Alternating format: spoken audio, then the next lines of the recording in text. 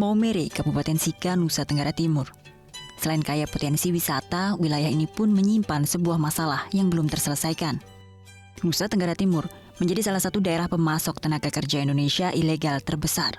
Desa Done di Kecamatan Magipanda salah satunya. Oke, sebelum perkenalan kita nyanyi dulu. Di sini senang, bisa? Bisa. Oke, 1, 2, 3. Di sini senang, Angkas. mana-mana hatiku senang. Di rumah, di sekolah. Sekolah senang, mana-mana hatiku senang. Siang ini dipimpin salah seorang sukarelawan dari Rumah Baca, jadi St. Joseph, kami mengajak anak-anak ini bermain dan belajar. Sebagian dari mereka adalah anak yang ditinggalkan oleh ibunya untuk mencari nafkah di Malaysia. Salah satunya Intan. Lagi. Nama saya Mari Intan Anggrani Rumi, biasa dipanggil Intan. Hai Intan. Sekolah SD Ila di Beba kelas 5B. Tepuk tangan kasih mabuk. Sebelahnya baju biru. Sudah dari berapa lama berarti tidak pulang? Dia sudah 21 bulan. Lagi 3 bulan saja. 3 bulan. Waktu itu Intan tahu ibu berangkat? Tidak tidur. Tidur. Intan masih tidur. Tidur. Ibu sering telepon? Telepon tapi ngomongnya cuma 1-2. 1-2 saja. Teleponnya ke bapak. Masih ingat wajah ibu tidak? Hai, bosore enak kibar wari ko bebo nazan niya bab mama ko bagaimana? Disinilah Intan tinggal bersama kakak dan ayahnya. Sejak ibunya bekerja ke Malaysia, Intanlah yang menggantikan tugasnya. Memasak setiap harinya. Keluarga Intan hanya sekali atau 2 kali makan dalam sehari. Rumah Intan hanya berisi ruang tengah, 1 kamar dan kamar mandi seadanya. Sang ayah bekerja serabutan. Keadaan inilah yang mendorong ibu untuk mencari pekerjaan di luar. Mamanya Intan ini namanya siapa? Teresia Seke. Teresia Seke. Waktu itu kenapa mau berangkat ke Malaysia, Pak? Itu karena begini, dia mau butuh dia itu dia kasih tahu dengan saya bilang kita ini punya kekurangan begini, kita ini tinggal di sini tidak ada punya apa-apa. Nanti kalau kita tua masa depan kita seperti apa?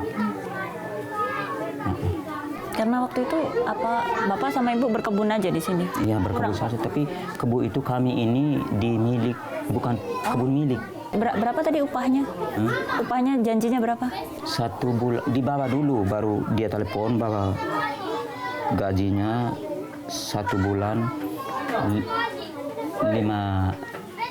850 ringgit. 850 ringgit. Itu berapa, Pak? Tahu, Pak? Itu ya coba menukar itu kan 3.000 mungkin berapa itu? Menukar 2 juta lebih sih. Biar tidak apa-apa karena dia tidak ada punya pendidik, cuma kelas 1. SD? Lulusan kelas 1 SD? SD. Pagiku hilang sudah melayang, batal usiaku sudah tinggi. Aku lalai di pagi hari, beta lengah di masa muda. Kini hidup meracun hati, apa guna aku sesalkan, menyesal tua tiada berguna. Kini hidup meracun hati, miskin ilmu, miskin harta. Miskin ilmu, miskin harta.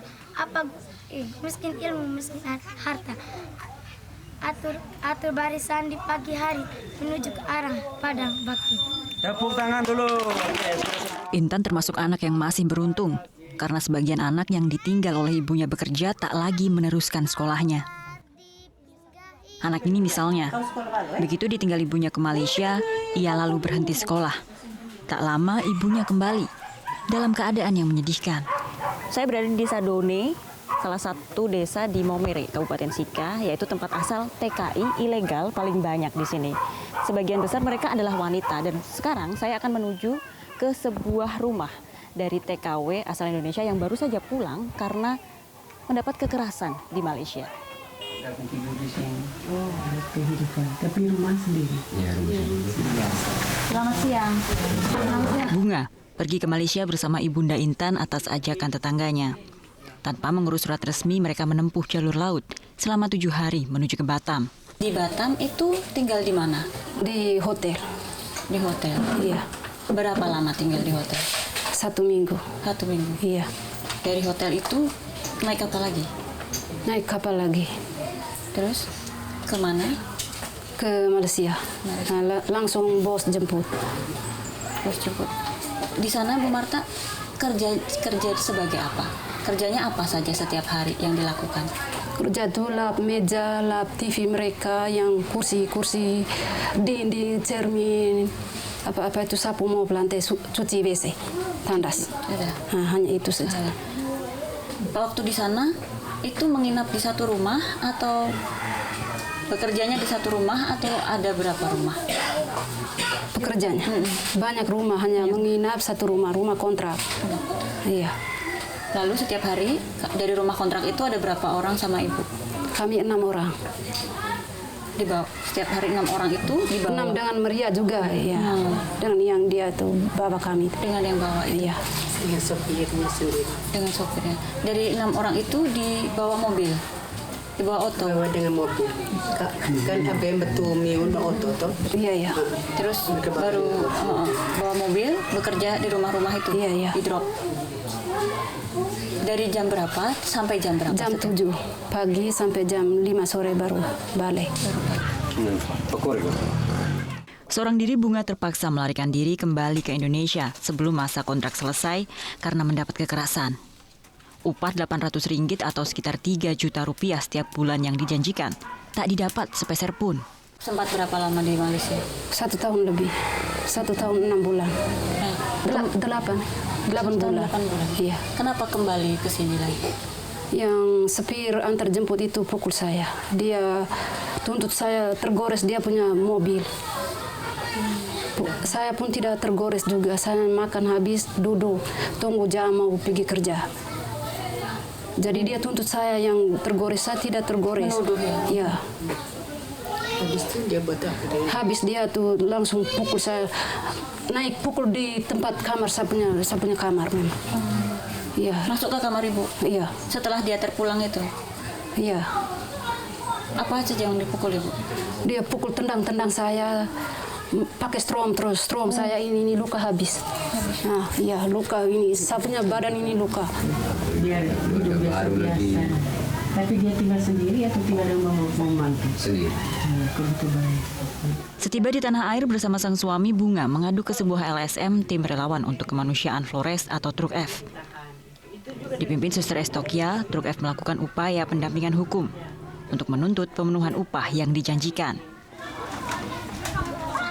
Bunga hanya satu dari ratusan tenaga kerja Indonesia yang mengalami kekerasan saat bekerja. Dalam kurun waktu 3 tahun terakhir, 137 TKI asal NTT meninggal dunia di luar negeri. Dari Januari hingga Mei 2018 sendiri, 35 orang TKI asal NTT meninggal dunia dan hanya 1 orang yang memiliki dokumen legal. Bapak, saya lihat di tadi Desa Done, salah satu kecamatan di sini juga banyak sekali ibu-ibu yang berangkat ke Malaysia secara ilegal, Pak. Waktu itu minta izinnya ke Bapak seperti apa? Kalau izin ke saya itu hanya ke Kalimantan. Oh, jadi mereka tidak bilang ke Malaysia? Tidak. Kalau seandainya mereka bilang ke Malaysia kan kita mungkin sudah batasi. Kita menjelaskan gitu. Karena mereka ke Kalimantan itu kan negara sendiri, jadi kita kasih izin. Kenapa sih Pak kalau dibilang daerah sini miskin itu seperti apa benar? Terus apakah mereka memang pergi ke Malaysia karena sulit cari uang di sini, Pak? Sebenarnya tidak juga. Di sini ini kan remaja putus sekolah kan banyak, sehingga trennya orang itu merantau. Kerja kebun sebenarnya bisa, cuma kan ya bagaimana ya? Kayaknya kalau ada kebanggaan tersendiri kalau pulang dari Malaysia. Sepertinya seperti itu. Tren gitu ya? Ya, tren.